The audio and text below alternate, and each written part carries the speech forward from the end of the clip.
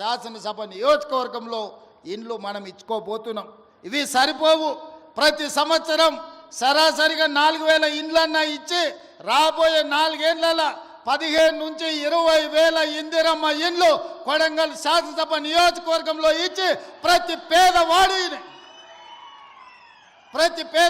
ఒక ఇంటి వాడిని చేసే బాధ్యత ఈరోజు నేను తీసుకుంటా. మీ సోదరుడిగా ఈరోజు మీరు అండగా నిలబడి మీరు ఆశీర్వదించి ఇక్కడ శాసనసభ్యుని చేస్తే తెలంగాణ రాష్ట్రానికి ముఖ్యమంత్రి అయినా మరి అలా నా బాధ్యత ఉంది. ఇక్కడున్న ప్రతి పేదవాడికి ఇందిరమ్మ ఇల్లు ఇవ్వాలి. రాబోయే 4 ఏళ్లలో 15,000 నుంచి 20,000 ఇండ్లు ఒక్క కొడంగల్ శాసనసభ నియోజకవర్గంలోనే ఇచ్చి ఇక్కడి పేదవాళ్ళను ఆదుకునే బాధ్యత నేను తీసుకుంటాను. ఈ సందర్భంగా చెప్తున్నా. ఇవాళ రేషన్ కార్డులు ఎక్కడికి పోయినా పేదలు మాకు రేషన్ కార్డు లేదంటున్నారు. చంద్రశేఖరరావు గారు గొప్ప మేధావి, 80,000 పుస్తకాలు చదివిండు. వాళ్ళ కొడుకేమో అమెరికాలో చదువుకున్నా అంటాడు. 80,000 పుస్తకాలు చదువుకున్న ఆయన కానీ అమెరికాలో కంప్యూటర్ చదివొచ్చిన ఆయనకు ఈ తెలంగాణ రాష్ట్రంలో ఉన్న పేదలకు రేషన్ కార్డు ఇవ్వాలనే కనీస జ్ఞానం లేదు. 10 ఏళ్ళు ఎదురు చూసిన రేషన్ కార్డులు ఇవ్వలే. అందుకే ఇవాళ ప్రతి గ్రామంలో ఉన్న పేదవాడికి రాష్ట్రం మొత్తంలో 30-40 లక్షల కుటుంబాలకి ఇవాళ రేషన్ కార్డులు లేని ప్రతి వాళ్లకు రేషన్ కార్డు ఇవ్వాలని మన ప్రభుత్వం నిర్ణయం తీసుకున్నది. రేషన్ కార్డు ఇచ్చిన ప్రతి వాడికి సన్న బియ్యం పంచే కార్యక్రమాన్ని కూడా మన ప్రభుత్వం తీసుకుంటుంది. ఇవాళ రేషన్ కార్డు అనేది పేదవాడి యొక్క గుర్తింపు. ఆధార్ కార్డు ఎట్లనో రేషన్ కార్డు కూడా అట్లనే. ఎక్కడికి పోయినా ఏమున్నా లేకపోయినా పేదవాడిని అధికారులు రేషన్ కార్డు ఉందా అని అడుగుతారు.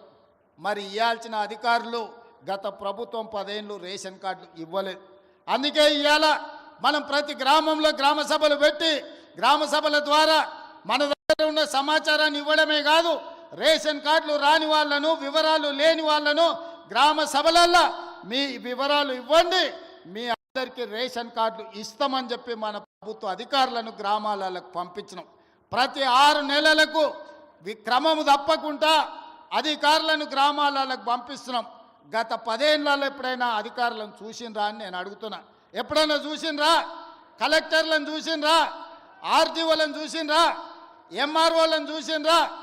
అధికారులు ఎవరైనా మన గ్రామాలకు వచ్చినరా?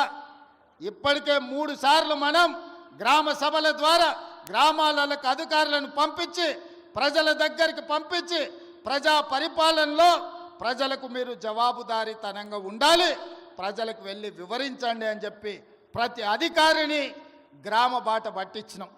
గతంలో పని కావాలంటే ఫామ్ హౌస్కు పోవాల్సి ఉండే, కానీ ఇప్పుడు ఆ విధానం మార్చినాం. ప్రజల దగ్గరికే అధికారులను పంపించినాం, ప్రజల దగ్గరికే ఎమ్మెల్యేలను పంపించినాం, ప్రజల దగ్గరికే మంత్రులను పంపించినాం, ప్రజల దగ్గరికే ఈరోజు ముఖ్యమంత్రి కూడా వచ్చిండు. ప్రజలే రాజులు, ప్రజలే పాలకులు. ప్రజల దగ్గరికి ప్రభుత్వ అధికారులైనా మంత్రులైన ముఖ్యమంత్రులైన ప్రజల దగ్గరికి వెళ్ళాల్సిందే, ప్రజల ముందు నిలబడాల్సిందే అని మన ప్రభుత్వం వచ్చినాక మార్పు తీసుకొచ్చినాం. అందుకే ఇవాళ చీఫ్ సెక్రటరీ నుంచి మొదలు పెడితే రాష్ట్ర స్థాయిలో ఉన్న ప్రతి అధికారి, జిల్లా స్థాయిలో ఉన్న కలెక్టర్లు, హౌసింగ్, రెవెన్యూ అన్ని డిపార్ట్మెంట్ల అధికారులు ఇవాళ చంద్రవంచ గ్రామానికి వచ్చిన ఒక మారుమూల ప్రాంతంలో అంటే ఇది ప్రజల కోసం తీసుకొచ్చిన మార్పు, ఇది ప్రజా పరిపాలన. అంటే ఫామ్ హౌస్లో ఉండి గడీలలో బండి ఈరోజు 10 ఎకరాలలో భవంతులు కట్టుకొని పరిపాలన చేస్తామంటే కుదరదు. ప్రజల దగ్గరికి వెళ్ళాల్సిందే, ప్రజలు అడుగుతారు, ప్రజలు కడుగుతారు, ప్రజలకు జవాబు చెప్పాల్సిందే అని చెప్పి ఇవాళ ప్రభుత్వాన్ని ప్రజల దగ్గరికి పంపించినాం.